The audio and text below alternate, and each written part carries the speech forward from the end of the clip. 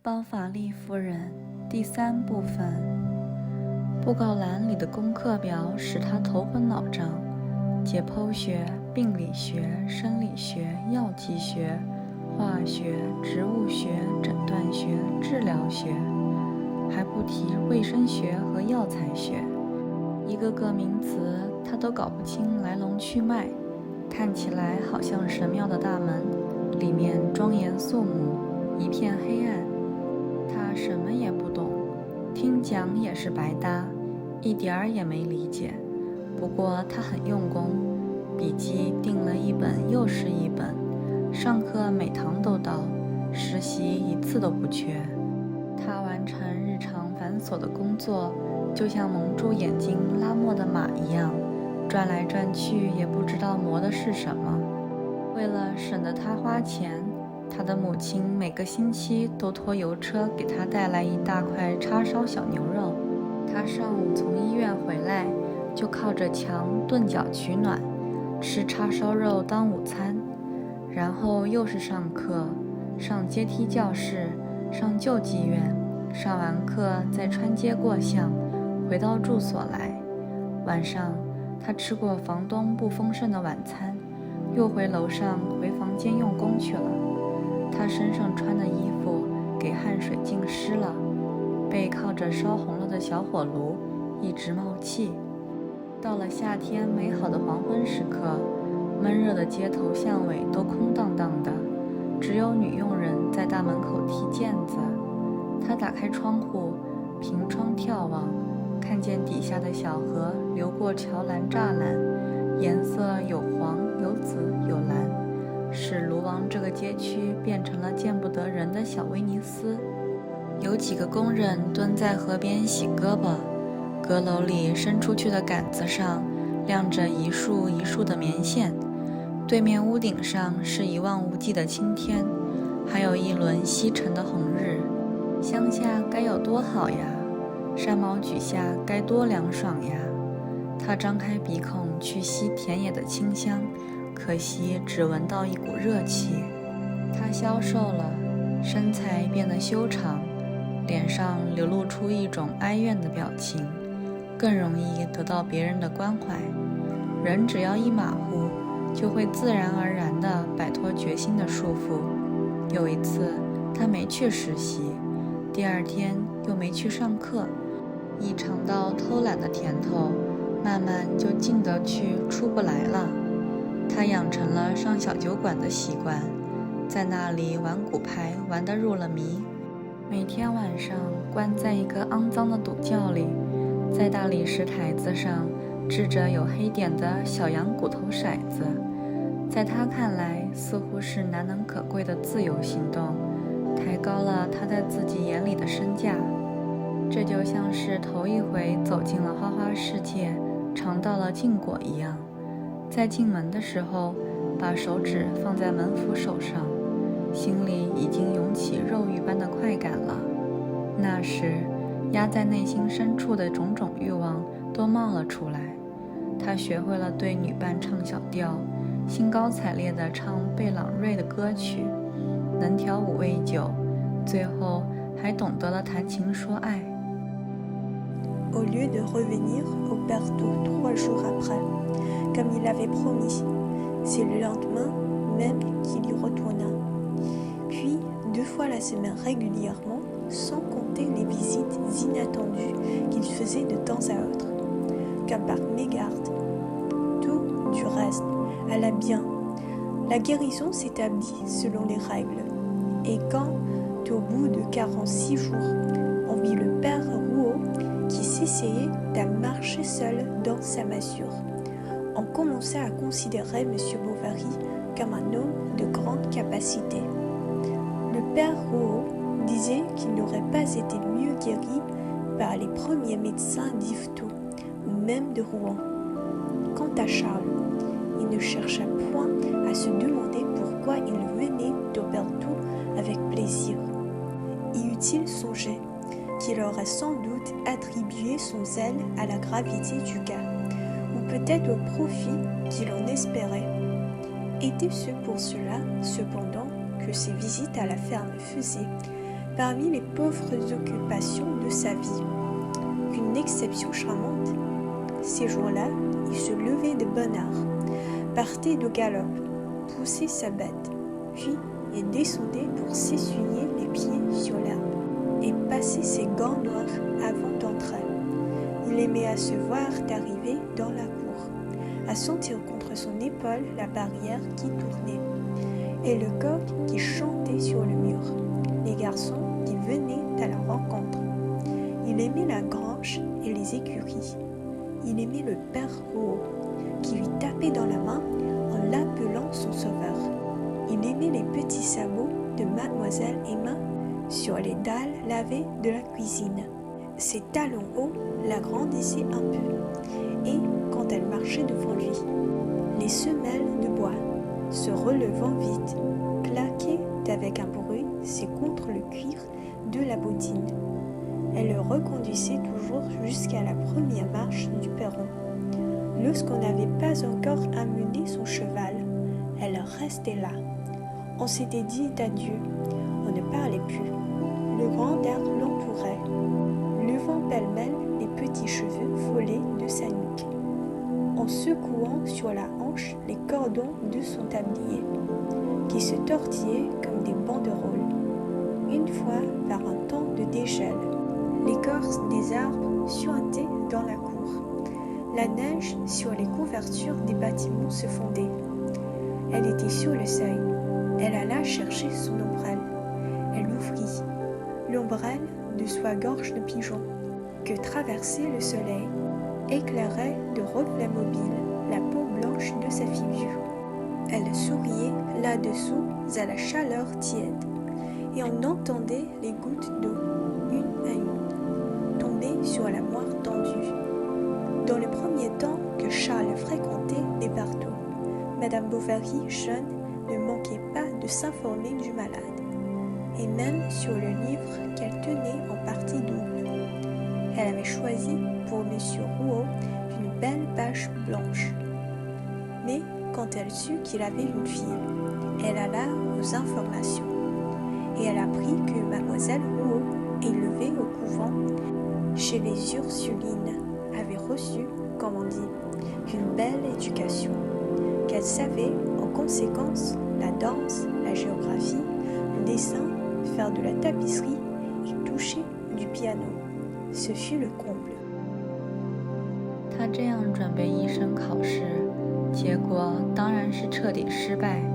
当天晚上，他家里还在等他回来开庆功会呢。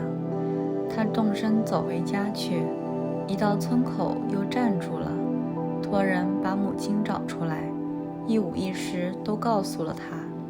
母亲原谅儿子，反而责怪主考人不公平，没有让他通过，并且说父亲面前由他来交代，这就给他吃了定心丸。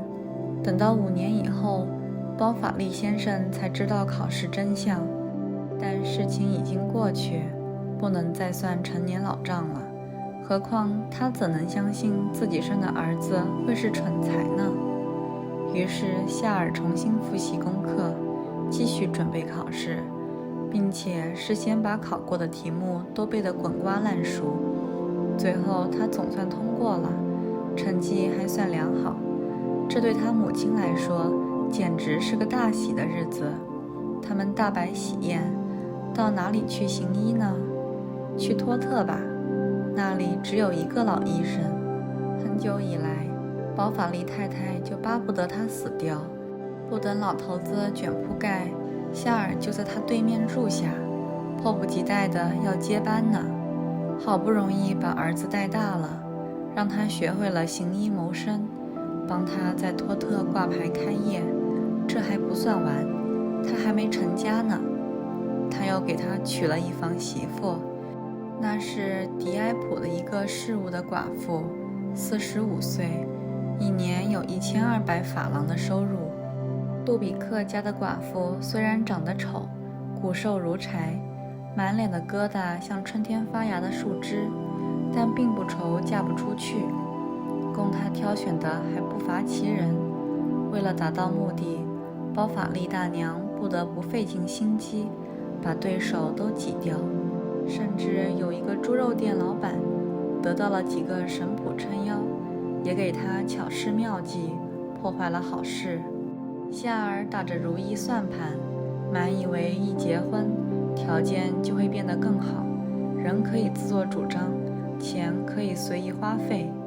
哪里晓得当家做主的是他老婆，他在人面前应该这样说，不能那样说。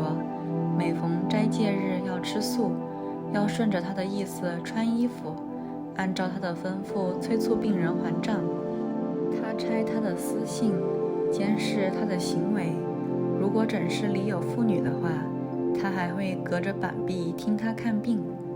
他每天早晨要喝巧克力，没完没了的要他关心。他老是抱怨神经痛、胸脯痛、气血两亏。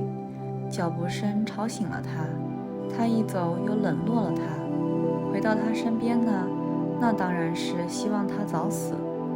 夜里，夏尔回到家中，他就从被窝底下伸出瘦长的胳膊，搂住他的脖子，把他拉到床边坐下，对他诉起苦来。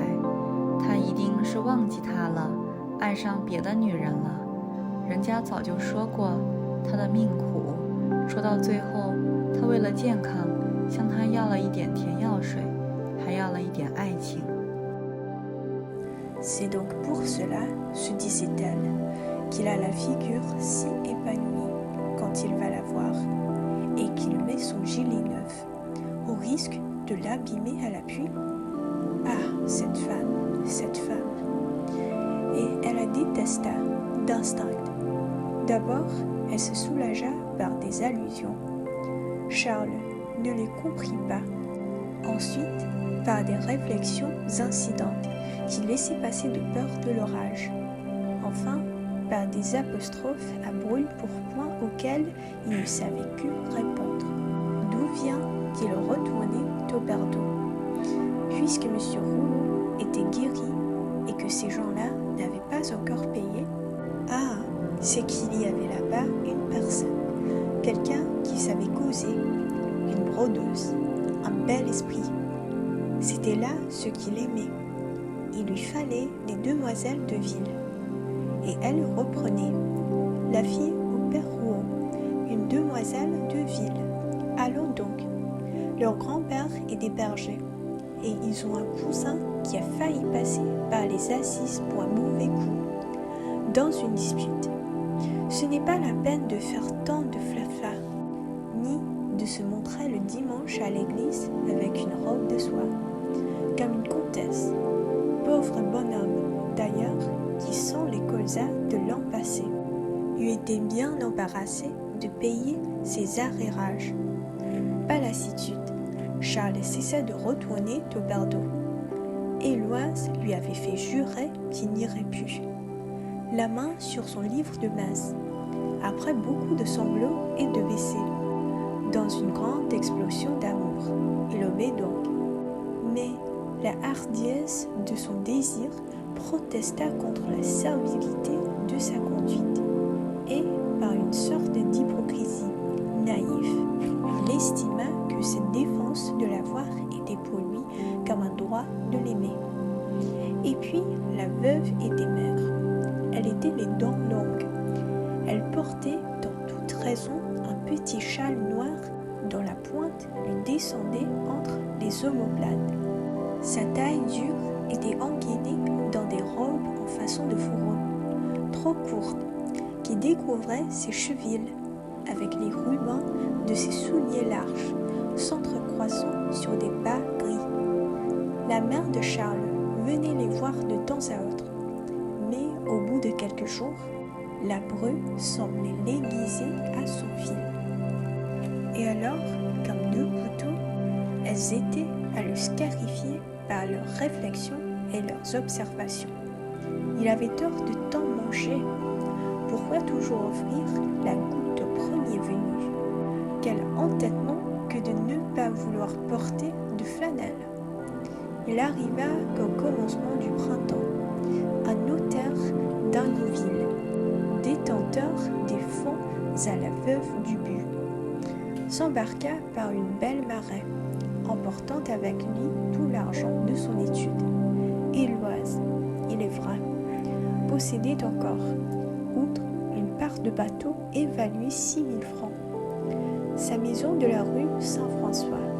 Et cependant, de toute cette fortune que l'on avait fait sonner si haut, rien, si ce n'est un peu de mobilier et quelques nippes, n'avait paru dans le ménage. Il fallut tirer la chose au clair. La maison de Dieppe se trouva vermoulue d'hypothèques jusque dans ses pilotis. Ce qu'elle avait mis chez le notaire, Dieu seul le savait. Et la part de barque n'excéda point 1000 écus. Elle avait donc menti, la bonne dame. Dans son exaspération, M. Bovary père, brisant une chaise contre les pavés, accusa sa femme d'avoir fait le malheur de leur fils en l'attelant à une haridelle semblable, dont les harnais ne valaient pas la peau. Ils vinrent à Tostes, on s'expliqua. Il y eut des scènes, Héloïse, en pleurs, se jetant dans les bras de son mari, le conjura de la défendre de ses parents. Charles voulut parler pour elle. Ceux-ci se fâchèrent et ils partirent. 一天夜晚，大约11点钟，他们给嘟嘟的马蹄声惊醒了，马就停在门口。女佣人打开阁楼的天窗，盘问一个停在街上的男人，他是来请医生的，身上带了一封信。娜塔西走下楼来，冷得直打哆嗦。他先开锁，然后拔出门栓。来的人下了马，跟着女佣人，一下就进了房间。他从他的灰缨毡帽里取出了一封用旧布包着的信，郑重其事地交给夏尔。夏尔就倚着枕头看信。娜塔西站在床边，手里举着灯。少奶奶不好意思，脸朝着墙，背对着来人。这封信用一小块蓝漆封口，请包法利医生赶快到贝尔托田庄去医治一条断腿。可是从托特到贝尔托要经过朗格镇和圣维克托，拐弯抹角足足有6股里，夜是漆黑的。少奶奶担心丈夫出事，于是决定来人骑马先走，夏尔要等3个小时以后，月亮出来了再动身，还要那边派个孩子接他，给他带路，开栅栏门。清晨4点钟光景，夏尔把大衣裹得紧紧的，动身到贝尔托去。被窝里的暖气还没离身，他就迷迷糊糊、摇摇晃晃地骑着脚步平稳的牲口上路了。马走到田垄边上，面前是一些荆棘围着的大坑，就自动不走了。夏尔突然清醒过来，马上记起断腿的事，竭力回忆自己学过的各种接骨法。雨已经不下了，天有点朦胧亮，在苹果树的枯枝上栖息着一动不动的小鸟。清晨的寒风使它们细小的羽毛竖立起来。萧瑟的田野平铺在眼前，一望无际。远处一丛丛树木围绕着一个个相距遥远的田庄，好似灰蒙蒙的广阔平原上点缀着紫黑色的斑点。这片灰色一直延伸到天边，和灰暗的天色融为一体了。夏尔时不时地睁开眼睛，后来精神疲惫，又困起来，不久就坠入了一种迷离恍惚的状态。他心境的感觉和过去的回忆混淆不清了，自己仿佛分身有术，既是学生，又是丈夫，既像刚才一样躺在床上，又像当年一样还在手术室里。在他头脑中，药膏的暖香和露水的清香混为一体了。他听见床顶的铁环在帐杆上滑动，他的妻子在睡觉。走过瓦松镇的时候，他看见沟边草地上坐着一个小男孩。你是医生吗？小孩问道。夏尔回答之后，孩子立刻把木鞋提在手上，在他前面跑了起来。医生一路上听带路的孩子讲，才知道卢奥先生大约是这里最阔气的种地人。昨天晚上他在邻居家过3王节，回来摔断了腿。他的妻子2年前就死了，他的身边只有一个千金小姐，帮他料理家务。Mais le coup était porté. 8 jours après, comme elle étendait du linge dans sa cour, elle fut prise d'un crachement de sang. Et le lendemain, tandis que Charles avait le dos tourné pour fermer le rideau de la fenêtre, elle dit « Ah mon Dieu !» poussa un soupir et s'évanouit. Elle était morte. Quel étonnement! Quand tout fut fini au cimetière, Charles rentra chez lui. Il ne trouva personne en bas. Il monta au premier, dans la chambre, vit sa robe encore accrochée au pied de la clove. Alors, s'appuyant contre le secrétaire, il resta jusqu'au soir, perdu dans une rêverie douloureuse. Elle avait aimé, après tout.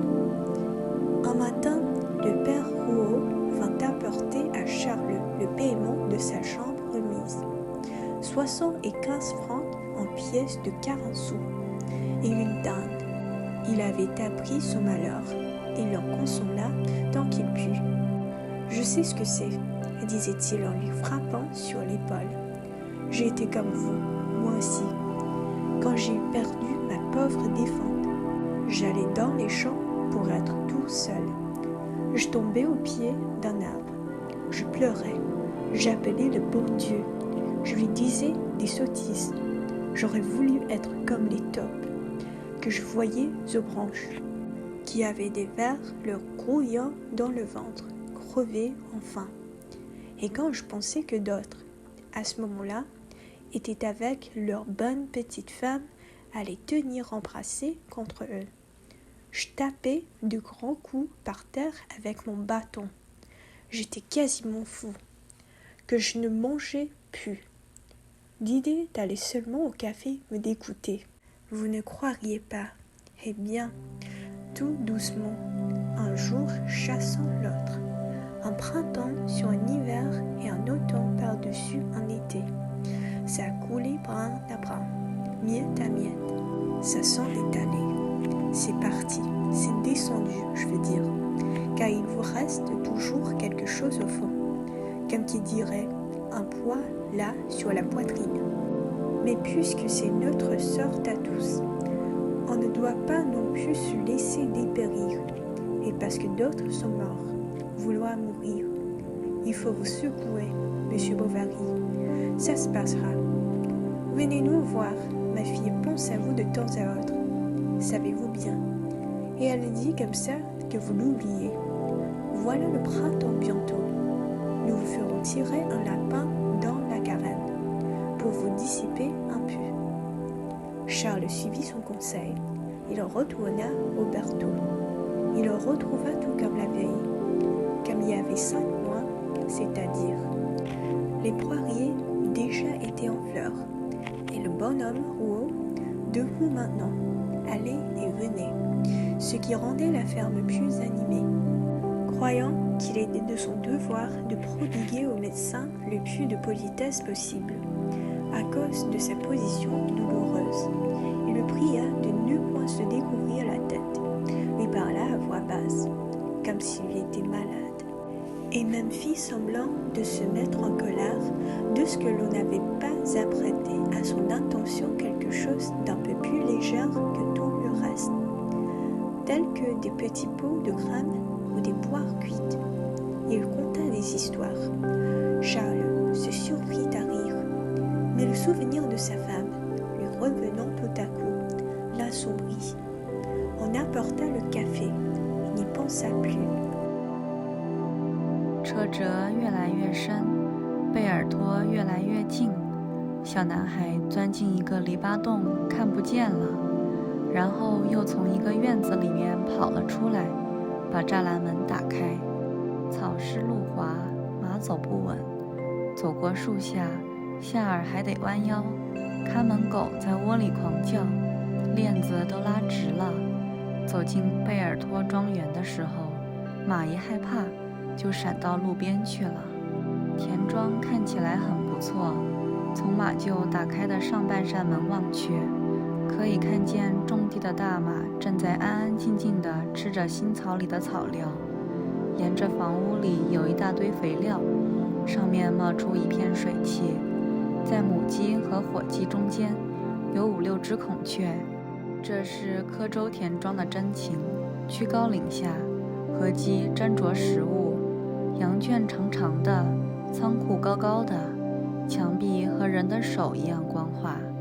车棚底下放着2辆大板车，4把铁犁，还有鞭子。这圈全副马具，马具的蓝色毛皮上沾满了从楼上谷仓里落下来的浮尘。院子在斜坡上，院里整整齐齐，不疏不密地种上了树木。池塘边上，一群鹅快活地嘎嘎直叫。一个年轻女子穿着镶了3道花边的蓝色丝绒长袍，来到门口迎接包法利先生，带他走进了炉火烧得正旺的厨房。厨房四边摆着大大小小的焖罐，伙计们的早餐正在罐里沸腾。炉灶内壁供着几件湿衣服，火铲、火钳、风箱、吹风嘴都是大号的，像擦亮了的钢铁一样闪闪发光。靠墙摆成套的厨房用具，时明时暗地反映出炉中的火焰，还有玻璃窗透出来的曙光。夏尔上楼来看病人，看见他躺在床上，蒙着被子发汗，睡帽扔得老远。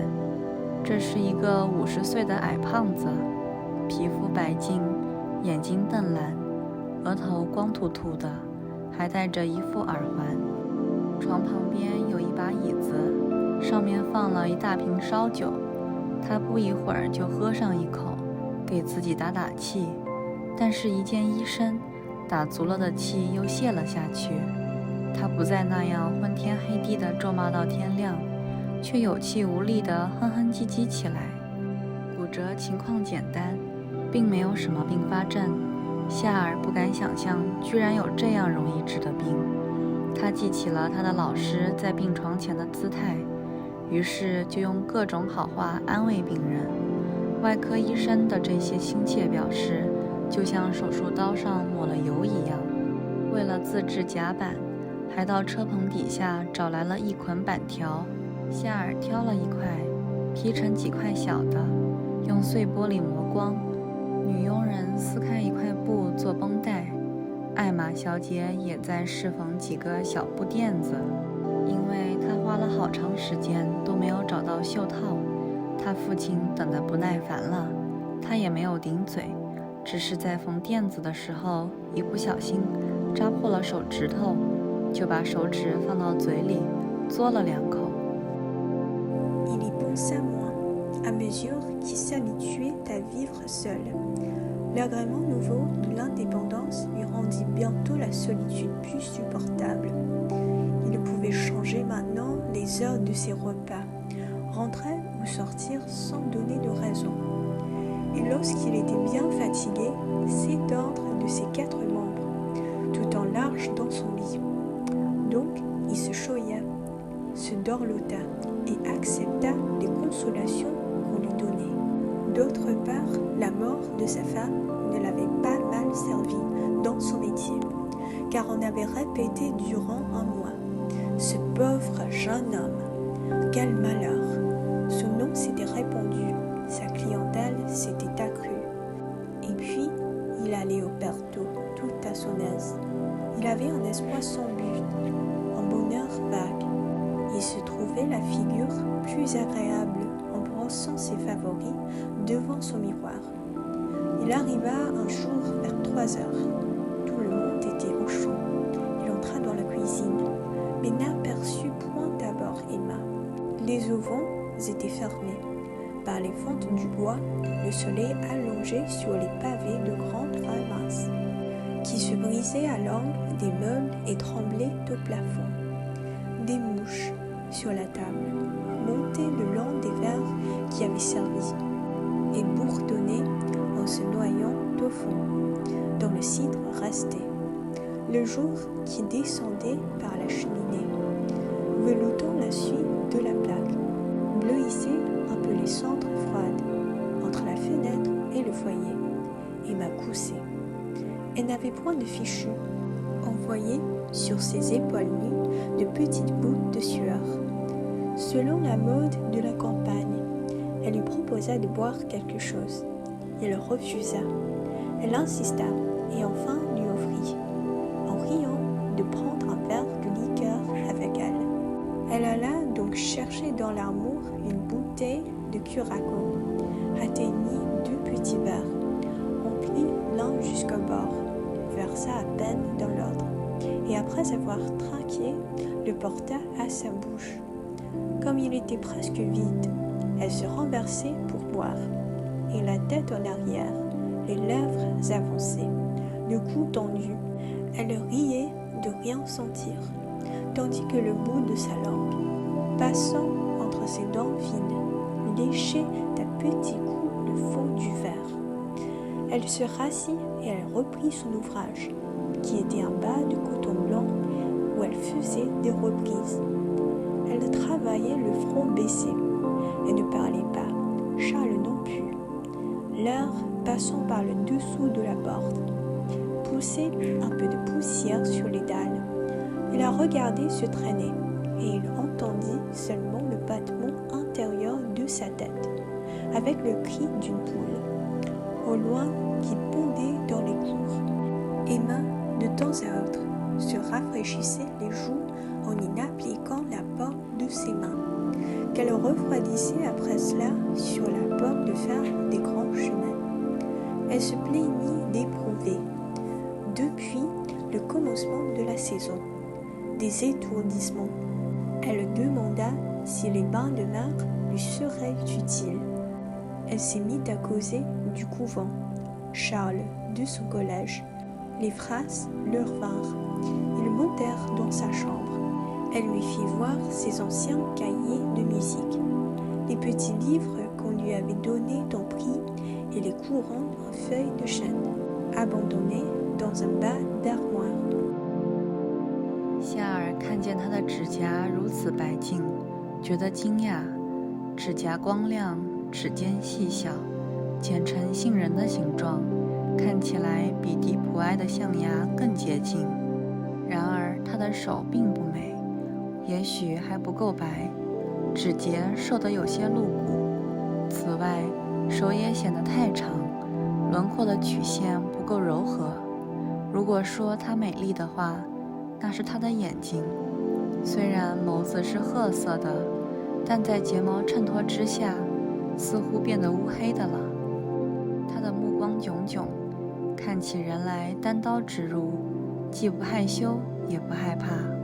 包扎一完，医生就得到邀请，而且是卢奥先生亲自邀请的，在走之前吃一点东西。夏尔走下楼来，到了底层的厅子里，2份刀叉还有几个银杯摆在一张桌子上。桌子靠近一张华盖大床放脚的那一头，床上挂了印花布帐，帐子上画的是土耳其人，闻得到蝴蝶花和湿布的气味，那是从窗子对面的高高大大的硕木橱子里散发出来的。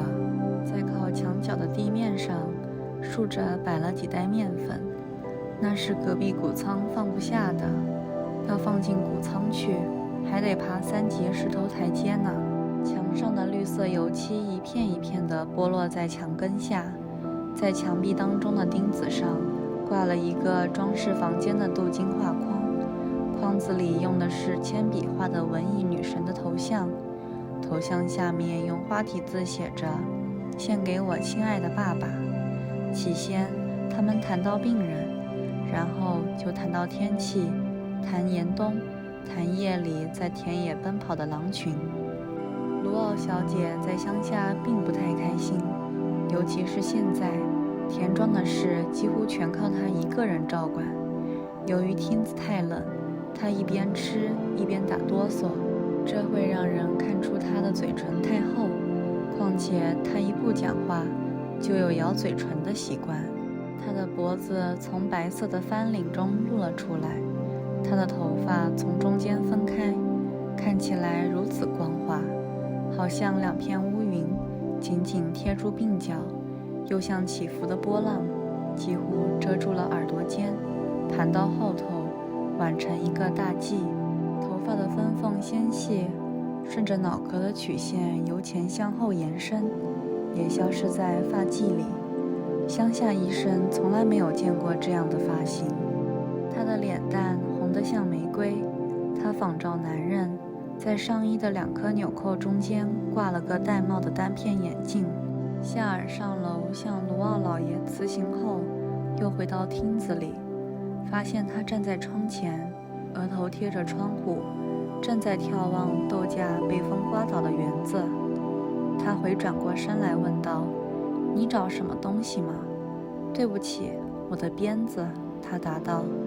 他开始在床上、门背后、椅子底下寻找，不料鞭子却掉在小麦口袋和墙壁之间的地上。艾玛小姐眼快，就扶到口袋上去捡。夏尔为了讨好，也赶快跑过去，同样伸出胳膊。他感到他的胸脯蹭到他扶在口袋上的背脊，他站直了，涨红了脸，向后望了一眼，把牛筋鞭子递给他。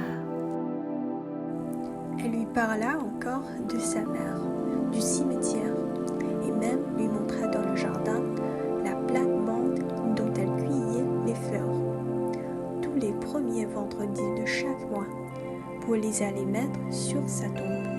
Mais le jardinier qu'ils avaient mis n'entendait rien. On était si mal servis, elle eût bien voulu, ne fût-ce au moins que pendant l'hiver, habiter la ville, quoique la longueur des beaux jours rendit peut-être la campagne plus ennuyeuse encore durant l'été.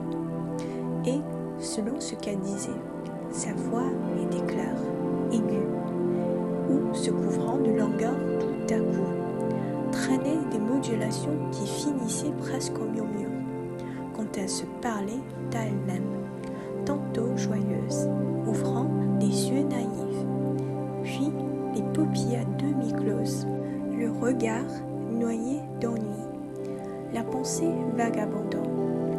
Le soir, en s'en retournant, Charles reprit une à une les phrases qu'elle avait dites, tâchant de se les rappeler, d'en compléter le sens, afin de se faire la portion d'existence qu'elle avait vécue dans le temps qui ne la connaissait pas encore.